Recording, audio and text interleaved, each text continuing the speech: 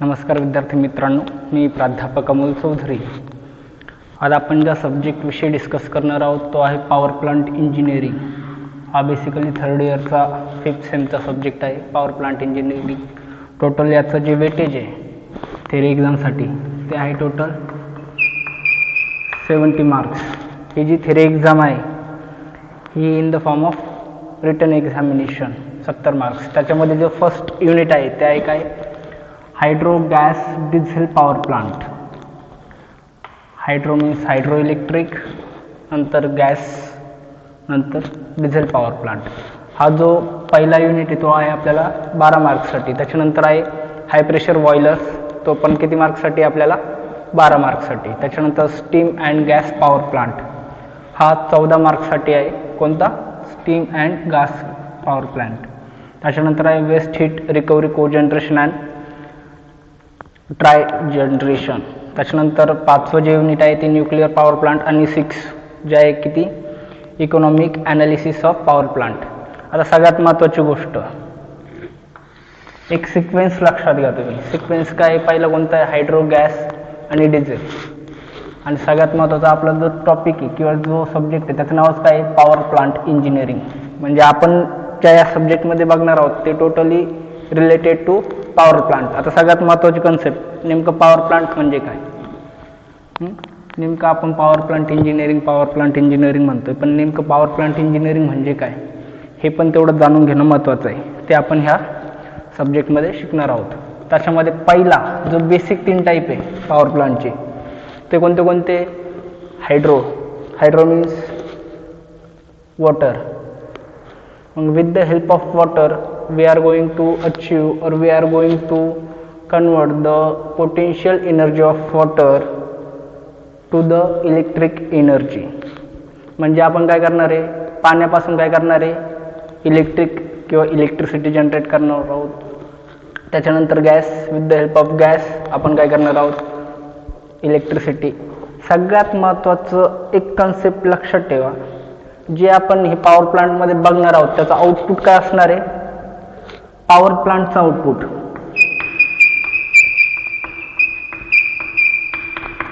काय असणार आहे, इलेक्ट्रिसिटी। सगळ्यात महत्त्वाची गोष्ट कन्सेप्ट काय, जे आउटपुट आहे आपलं ते काय असणार आहे, इलेक्ट्रिसिटी। म्हणजे पॉवर प्लांटमध्ये जे तुम्हाला आउटपुट भेटणार आहे ते काय भेटणार आहे, फायनली जे आउटपुट आहे ते काय, इलेक्ट्रिसिटी।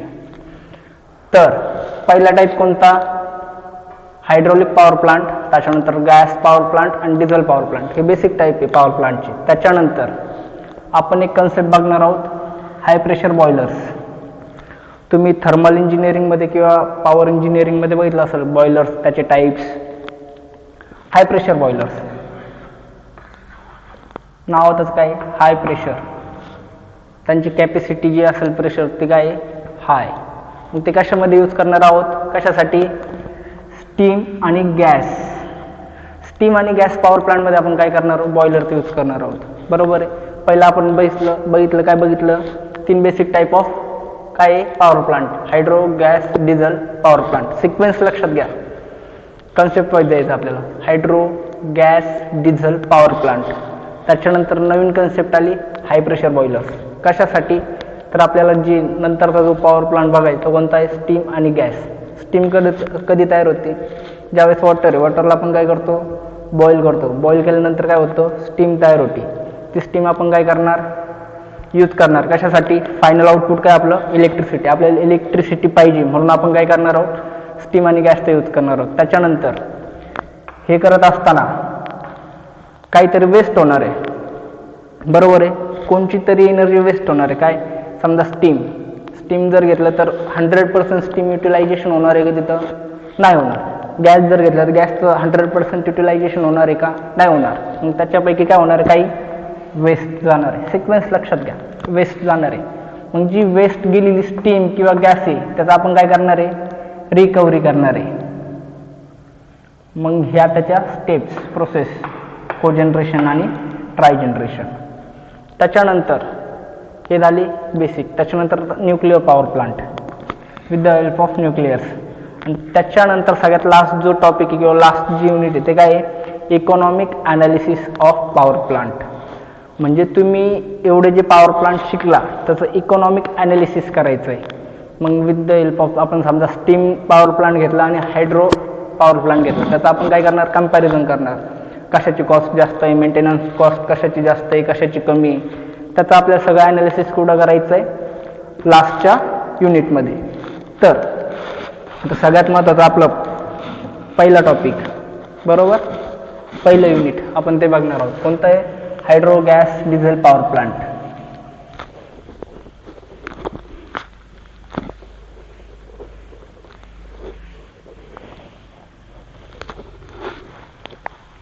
आज आपण पहिल्या युनिटचं थोडंसं इंट्रोडक्शन बघणार आहोत. पहिलं युनिट कोणतं आहे,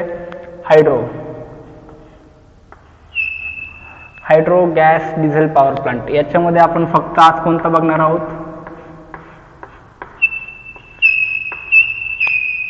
हायड्रो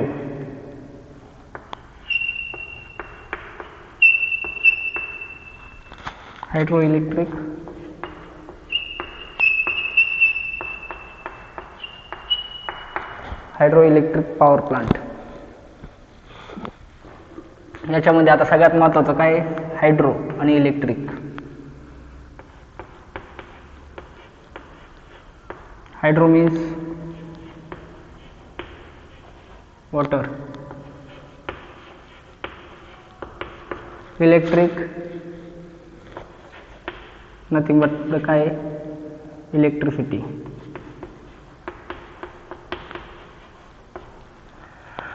म्हणजे with the help of hydro म्हणजे वॉटर आपण काय करणार आहोत, इलेक्ट्रिसिटी काय करणार आहोत, तयार करणार आहोत. तर सगळ्यात महत्त्वाची एक कन्सेप्ट हायड्रो इलेक्ट्रिक एनर्जी म्हणतो आपण, एनर्जी. पहिल्या युनिटला आपण हायड्रो इलेक्ट्रिक पॉवर प्लांट या टॉपिकला सुरुवात करण्या अगोदर आपण एनर्जी या टॉपिकवरती थोडंसं डिस्कशन करणार आहोत. आता सगळ्यात महत्त्वाचं म्हणजे एनर्जी काय, तर energy law of energy conservation किंवा कन्व्हर्सेशन काय सांगतो, एनर्जी काय, नायदर बी क्रिएटेड और नॉर बी डिस्ट्रॉय. काय हा लॉ, एनर्जी आपण क्रिएट पण करत नाही आणि तिला आपण डिस्ट्रॉय पण करू शकत नाही. मग आपण काय करू शकतो, एनर्जीला कन्वर्ट करू शकतो. कशामध्ये, one form of energy into कशामध्ये, अनदर फॉर्म ऑफ एनर्जी. आलं लक्षात, एनर्जी काय आहे, एक सोर्स आहे आणि ती एनर्जी आपण काय करतो, एका फॉर्म मधून कशामध्ये, दुसऱ्या फॉर्म मध्ये कन्वर्ट करत असतो. ती आपण क्रिएट पण नाही करू शकत आणि डिस्ट्रॉय पण नाही करू शकत. फक्त तिचा आपण काय करू शकतो, one form of energy into another form of energy.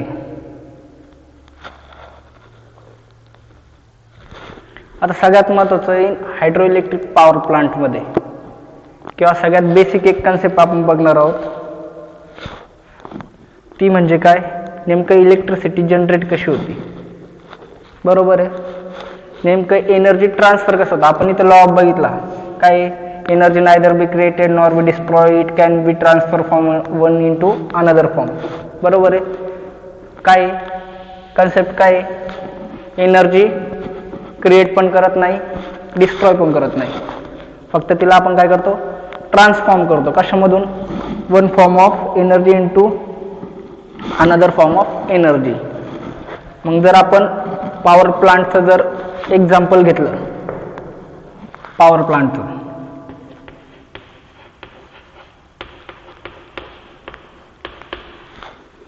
त्याच्यासाठी लागणारं इनपुट काय, बरोबर आहे की नाही. आपण पॉवर प्लांट शिकतोय आणि त्याच्यामध्ये त्याच्यासाठी लागणारं जे इनपुट आहे ते नेमकं काय ते पण बघणं आपल्याला गरजेचं आहे. आपण आतापर्यंत बघितलंय काय की पॉवर प्लांटचे वेगवेगळे टाईप आहे. हायड्रो आहे, त्याच्यानंतर डिझेल आहे. तर पॉवर प्लांट त्यावेळेस आपण पॉवर प्लांटचा स्टडी करतो. पॉवर प्लांट म्हणजे काय, पॉवरचं एक काय हाऊस आहे, त्याला आपण पॉवर हाऊस म्हणतो. या पॉवर हाऊसमध्ये काय होतंय, आपण काहीतरी इनपुट देतोय. इनपुट दिल्यानंतर आपल्याला आउटपुटला काय भेटतंय, इलेक्ट्रिसिटी. राईट, इलेक्ट्रिसिटी आपला आउटपुट आहे. पण आपण इनपुटला काय काय देतोय, कोणते कोणते फ्युएल्स देतोय, बरोबर. फ्युएल्सचे टाईप आहे,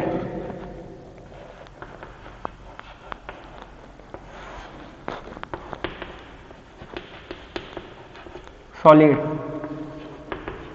लिक्विड आणि गॅसेस. सॉलिडमध्ये काय करतो, लिक्विडमध्ये काय आणि गॅसेसमध्ये काय. सॉलिडमध्ये काय, कोल आहे, त्याच्यानंतर गॅस आहे. लिक्विडमध्ये पेट्रोलियम आणि गॅसेसमध्ये स्टीम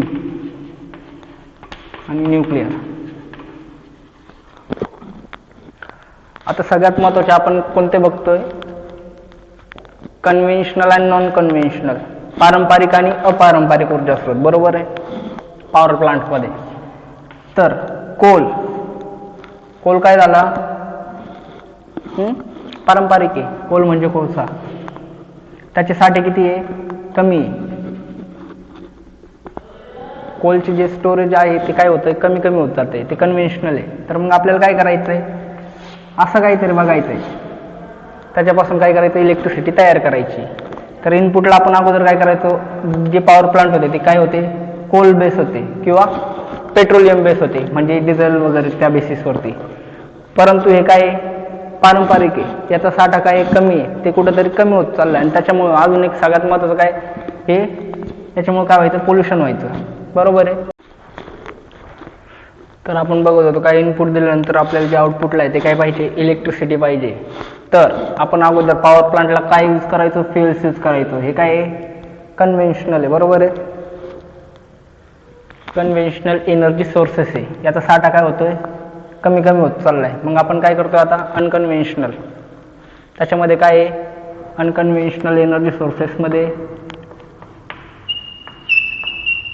हायड्रो इलेक्ट्रिक, त्याच्यानंतर टिडल, सोलर, थर्मल, या एनर्जीचा काय करतो, यूज करतो. आणि आपण काय करतो, यूज करून काय करतो, इलेक्ट्रिसिटी डेव्हलप करतो.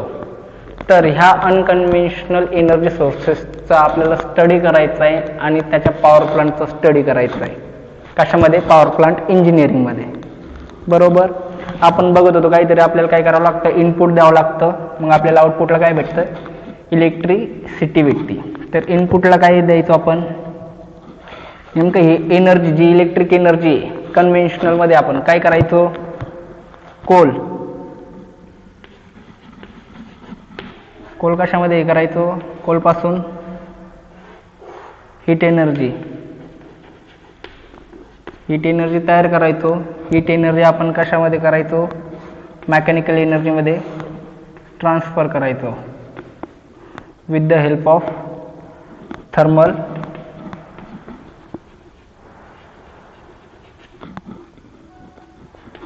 सिस्टीम्स.